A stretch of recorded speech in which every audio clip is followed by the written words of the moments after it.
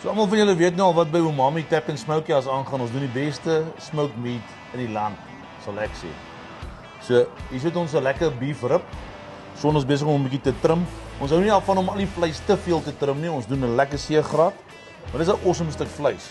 Die van julle wat al hier by ons geëet het, weet dat die vleis is sag, is sappig, 'n bietjie van 'n baak as hy uit smoker uitkom na amper 8 ure.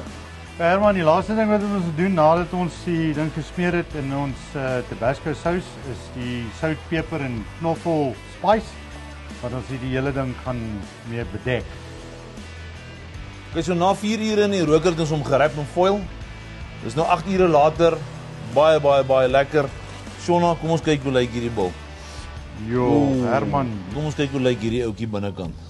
so, vir my lyk hy al klaar fantasties. Ooh. As jy van geelvet biltong hou, gaan jy vir ons geelvet brisket baie hou. Kom ons wys julle hoe lyk hierdie een. Ene wat lekker is van die gerookte vleis is dat as jy kyk na die rookring is hy redelik smal, so hy's nie geoorrook nie en daar's nie verskriklik baie baak op hierdie brisket nie. Ek is sommer nou baie honger. Ek dink ons moet nou vir ons 'n platter gaan bou. Ek dink ook so. Kyk hoe trek hy uitmekaar uit. Yes. Dit is deliciousness. Kyk daar. Awesome.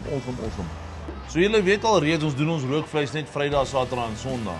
Vir Desember gaan ons dit 7 dae 'n week begin doen. Ons hierdie lekker beesrib. Daar's ons varkribbietjie. Hierdie is die platter wat ons gaan bedien. Hierdie is vir 1 tot 2, né? Daar's 'n brisket. Varkrib. Beesrib, waar val hy sommer uitmekaar uit. Baie lekker crispy pork belly. Ons pak hulle sommer hier uit. En natuurlik een van ons meesterdisse hier by Umami is die jalapeno poppers. En dan doen ons hierdie awesome smoked jalapeno sauce, cowboy butter en pickled onion. So as julle self in Harties bevind hierdie Desember, kom Umami toe en eet hierdie platter, R325, 2 mense, 7 dae 'n week.